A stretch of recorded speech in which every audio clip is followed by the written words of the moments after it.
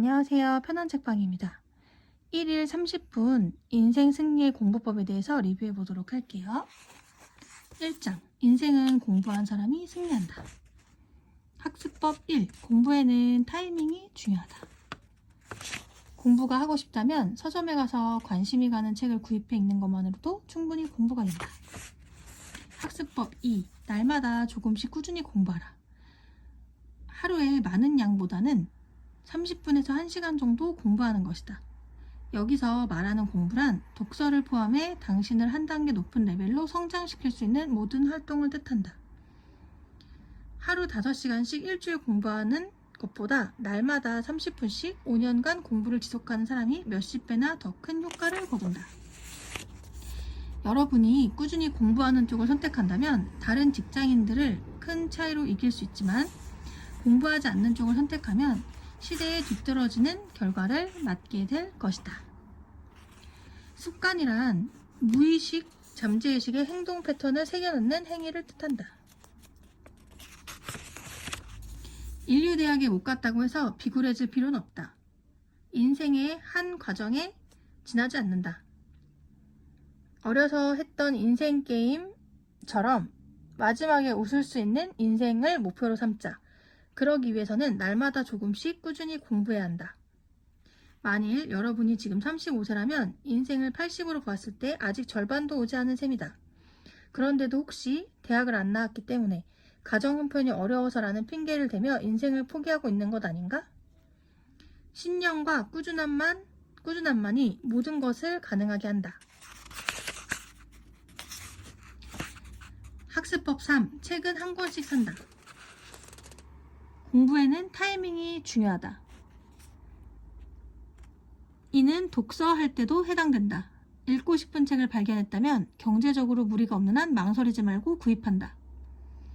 책을 읽기 시작했는데 재미없거나 자신에게 필요한 정보가 없다고 판단했다면 곧장 읽기를 멈추고 헌책방이나 인터넷의 중고매매 사이트에 팔아버리자. 좋은 책을 만나려면 독서량을 늘려야 한다. 내 경험상 그저 그렇다고 생각되는 책은 5권에 1권 정도이고 평생 소장하고픈 책은 20권에 1권 정도이다. 나는 좋은 책은 몇 번이고 반복해서 읽는다. 읽었을 당시에는 유익한 정보가 별로 없다고 판단한 책을 몇 년 후에 다시 읽고 나서야 저자의 의도를 이해하게 된 적도 있었다. 이는 자신이 유익한 정보를 선별해낼 수 있는 수준에 이르렀음을 뜻한다. 자신의 수준을 파악하기 위해서라도 독서는 매우 효과적인 방법이다. 독서 시간을 확보하는 요령으로 욕조 안에서 책을 읽는 방법이 있다. 바빠서 책을 읽지 못하는 사람이라도 이 방법을 활용하면 날마다 10분에서 15분은 독서를 할 수 있다.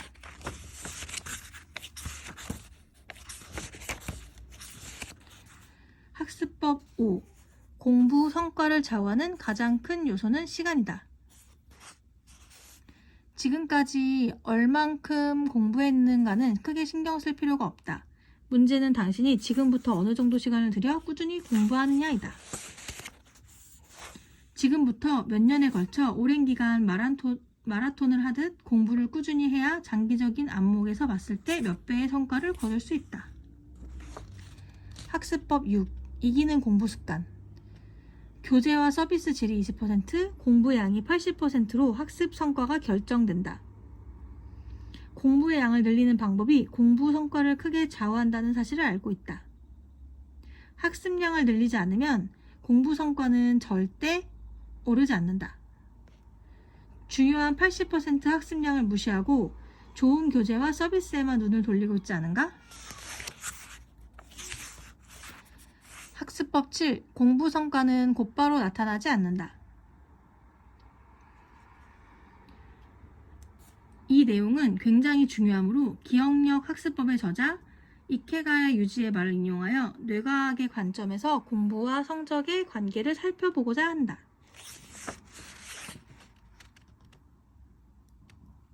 인내심을 가지고 공부를 지속하는 사람은 그 후로 성적이 점차 가속도를 붙으면서 상승한다. 사실 여기까지 노력해야만 마침내 공부 성과를 피부로 실감하고 또 한 단계만 노력하면 마침내 성적이 1.024가 되고 1024가 되고 목표에 도달할 수 있다. 이것이 공부와 성적의 본질적 관계이다.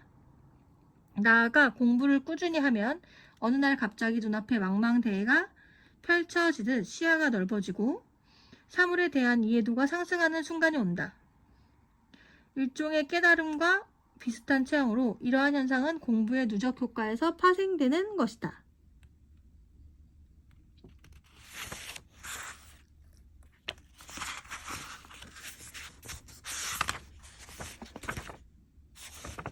공부 성과는 곧바로 나타나지 않는다.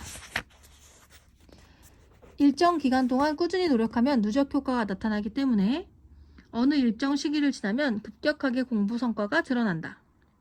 그 기간은 반년이나 1년이 될 수도 있다. 중요한 것은 공부 성과는 즉시 눈에 보이지 않는다는 사실을 깨닫고 꾸준히 공부하는 일이다. 학습법 8. 자기 투자가 최고의 투자이다. 자기 투자를 하자. 바꿔 말하면 스스로 비용을 부담하자. 인간은 고통을 느끼지 못하면 진지해지지 않는다. 여러분이 지금까지 새로운 지식을 습득하지 못한 이유는 비용을 스스로 부담하지 않았기 때문이다. 보통 사람이라면 누구나 반드시 투자한 만큼 본전은 뽑아야지라고 생각한다.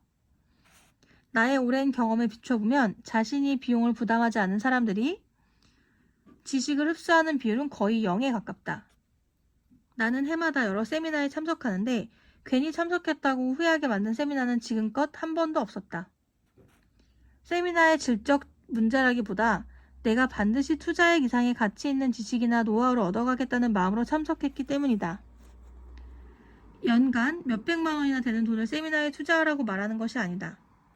다만 여러분에게 도움이 될 만한 세미나 일정을 알고 있으면서도 몇만 원 하는 수강료가 아까워 참석하지 않는다면 그것은 스스로 자신의 성장을 포기하는 행위임을 알아야 한다.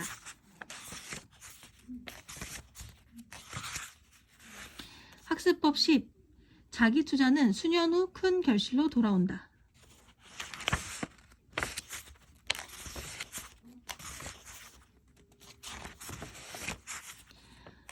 제2장 시간관리가 공부의 핵심이다. 학습법 11. TV를 보지 않으면 2개월의 시간을 벌 수 있다. 인간의 신체는 섭취한 음식에서 영양을 흡수하며 그 영양의 질에 따라 신체의 성장이나 건강이 크게 좌우된다. 이와 마찬가지로 인간의 뇌는 습득한 정보를 영양으로 흡수하는데 그 정보의 질에 따라 인격이나 능력에 큰 영향을 미친다. 다시 말해 인간은 주변 환경이나 습득한 정보의 질적 차이로 사고의 격차가 생기는 것이다. 다시 말해 다른 직장인이 오락프로를 보며 깔깔대고 있을 때 여러분은 자신의 성장에 도움이 되는 공부를 하는 것이다.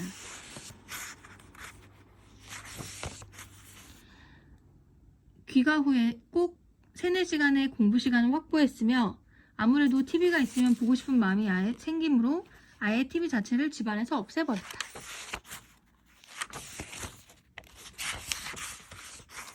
학습법 14. 돈은 공부 시간과 장소 확보를 위한 비용이다. 근무 시간 이후 회사에 남아 공부하는 것이 내키지 않는 사람에게는 카페를 추천한다. 300엔 정도만 투자하면 책상과 의자 그리고 조명이 확보된다.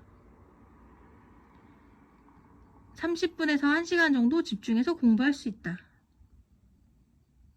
카페에서 차값으로 지출되는 돈은 시간과 장소를 확보하기 위한 비용으로 생각하자. 매월 5,000엔의 비용으로 집 밖에 이동서재를 가질 수 있다면 비용이 그리 많이 드는 것도 아니다. 아울러 아침 일찍 또는 근무 시간 이후에 하루 30분이라도 좋으니 꾸준히 공부하자. 다시 한번 말하지만 습관을 들여 매일 빠지지 않고 공부를 지속하는 자세가 중요하다. 예컨대 하루 30분씩 주 5일, 연간 52주를 꾸준히 공부하면 1년에 130시간을 하루에 1시간씩이면 연간 206시간 공부한 결과가 된다. 연간 130시간 공부했다면 하루 8시간씩 16일 이상 공부한 시간과 같으며 연간 260시간 공부했다면 1개월 이상 꾸준히 공부한 시간과 같다. 학습법 16. 음성을 이용하면 죽은 시간을 살릴 수 있다. 한 연구 결과에 의하면 시각적 자극보다 청각적 자극이 기억의 효율성을 높인다고 한다. 나만 해도 자동차 운전 중에는 늘 영어 회화 CD 등을 듣는다. 음성을 이용해 공부하면 반복 학습이 가능하다는 장점이 있다. 같은 책을 10번 반복해서 읽는 것은 힘들지만 음성은 10번을 들어도 크게 힘들지 않다. 앞에서도 언급했지만 지식을 흡수할 때는 정기적인 반복 학습이 중요하다. 음성을 이용하면 비생산적인 이동 시간을 생산적인 공부 시간으로 바꿀 수 있으며 반복 학습이 가능하므로 굉장히 효율적이다. 학습법 17. 휴일을 적극 활용한다. 책을 읽거나 자신을 한 단계 더 높은 수준으로 끌어올리는 활동을 해도 좋다. 아이가 깨기 전이나 잠든 후에 공부에 집중하는 것이 좋다.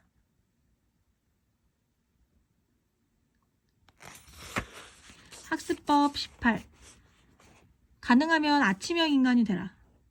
이른 아침에는 시간의 속도가 느리다. 아침이 시간의 속도가 느리게 느껴진다. 아침 4시 반경 일어나 2-3시간 정도 공부하면 그날 해야 하는 공부 대부분을 끝낼 수 있다. 속는 셈 치고 일찍 일어나 2시간 정도 공부해보자. TV를 보지 않으면 1년 동안 약 2개월의 시간을 확보할 수 있다. 회사에는 공부 도구가 모두 갖추어져 있다. 30분에서 1시간 빨리 출근하여 공부하자. 카페도 공부할 수 있는 공간으로 활용할 수 있다. 편도 45분 통근 시간을 공부에 할애하면 연간 약 400시간의 공부 시간을 확보할 수 있다. 이동 시간에는 음성을 이용해 공부한다. 생활 습관을 아침형으로 바꾸어 아침에 공부하는 편이 효율적이다. 3장. 문제는 집중력이다. 학습법 19. 컨디션이 좋아야 집중력도 높아진다. 가능한 심신이 상쾌한 환경을 만들어 공부할 수 있게 하자. 심한 육체 노동에 속하기 때문에 카메라 기자가 하는 일은 심한 육체 노동에 속하기 때문에 하루 일과를 마칠 때쯤이면 온몸이 땀범벅이 되곤 했다. 집중하기 힘든 환경에서 공부를 하면 효율성이 떨어진다는 생각은 유학을 하면서 점차 확신으로 굳어졌다. 졸린 상태에서는 공부를 해도 집중력이 낮아 거의 공부한 것이 기억에 남지 않는다는 사실을 알았기 때문이다. 어떻게 하면 효율적으로 지식을 흡수할 수 있을까? 집중력이 높을 때 공부하고 집중력이 낮을 때는 되도록 공부를 하지 않는다. 그리고 이를 위해서는 반드시 몸의 컨디션을 좋게 만들어야 한다. 학습법 20. 마지못해 하는 공부는 뇌에 고통을 줄 뿐이다. 마지못해 하는 공부는 뇌에게 고통일 뿐이므로 뇌는 고통을 피하기 위해 공부를 중단하는 지시를 내리고 더 이상 공부를 지속할 수 없게 한다. 능률이 오르지 않는 시간대는 단호하게 공부를 포기하는 것이 좋다. 대신 취미생활 등 자유시간으로 활용하거나 집중력이 크게 필요하지 않은 일을 한다. 학습법 21. 30분 공부, 15분 휴식을 기본으로 한다. 정기적으로 휴식을 취해야만 한다. 나는 30분간 공부하고 15분간 휴식하는 패턴을 반복한다. 개인마다 차이가 있으므로 15분 공부하고 15분 휴식하는 방법도 괜찮다. 집중력이 떨어져 공부가 싫어지기 전에 공부를 중단하는 방법이 요령이다. 비교적 짧은 시간에 공부, 휴식 사이클을 한 세트로 하여 이것을 2-3세트 반복하면 간단하게 1-2시간 공부를 할 수 있다. 이 부분은 굉장히 중요하기 때문에 강조해둔다. 공부 자체를 싫어하면 몇 년에 걸쳐 꾸준히 공부할 수가 없다. 공부 습관을 기르는 요령은 집중력이 높을 때 공부하고 조금이라도 실증이 나면 바로 공부를 중지하여 공부가 싫어지는 상황을 사전에 피하는 것이다.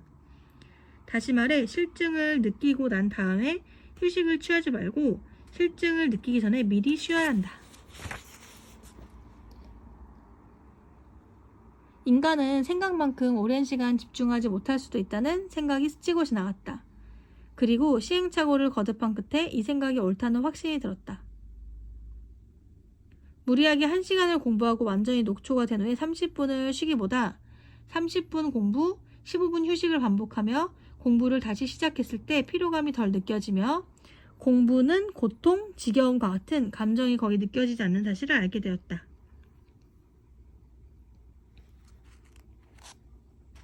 학습법 22.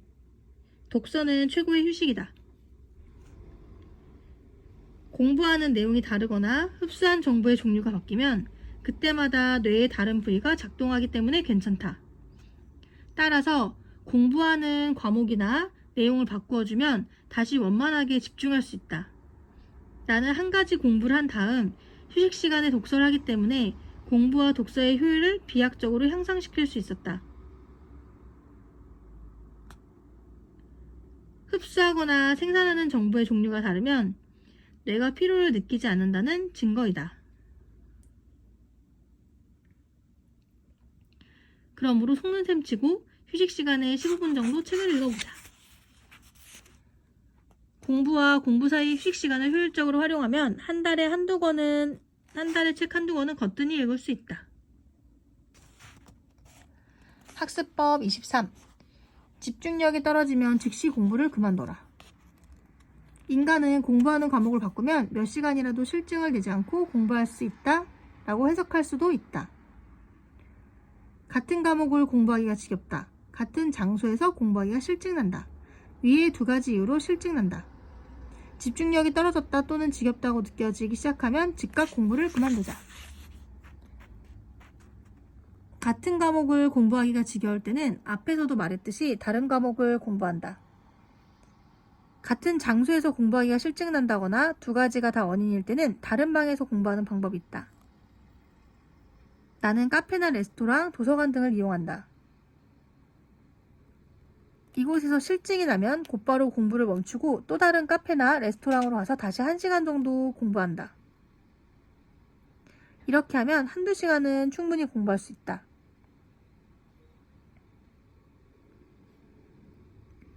카페나 레스토랑이라는 말에 돈을 써야 하잖아 하며 거부감을 느끼는 사람이 있을 것이다. 그러나 집에서 능률도 오르지 않는 공부를 마지못해 하거나 아예 공부를 그만두기보다는 300엔 정도 투자하여 공부 능률을 올리는 편이 훨씬 생산적이다. 다시 말해 학습 성과를 위해 카페나 레스토랑에 돈을 지불하는 것도 공부 요령이다.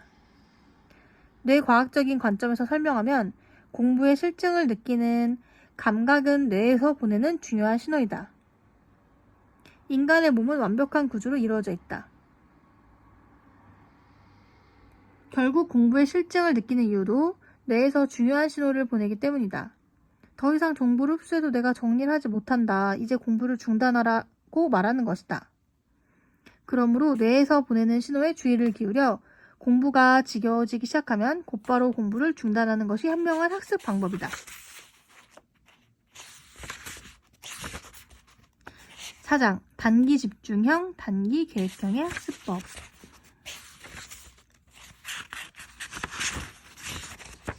학습법 28. 고독이 공부의 최대 적이다.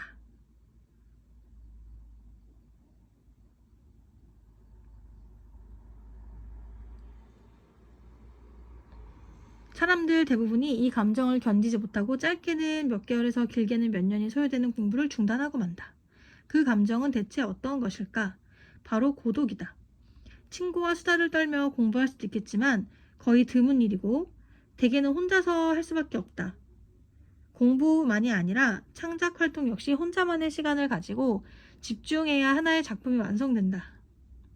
주위에서 응원을 해준다고 해도 공부를 하는 동안은 고독하다. 공부를 전후한 휴식 시간에 긴장이 풀리면서 이 감정이 찾아온다. 이런 감정에 대처하려면 자신이 공부하는 이유를 명확히 알고 목표를 확고하게 설정해야 한다.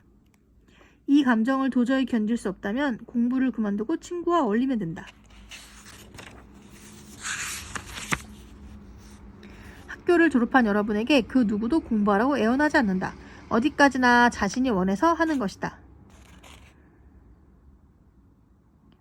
여기서는 냉정하게 들리겠지만 이 감정을 도저히 견딜 수 없다면 공부를 그만두고 친구와 어울리면 된다라고 말을 하는데,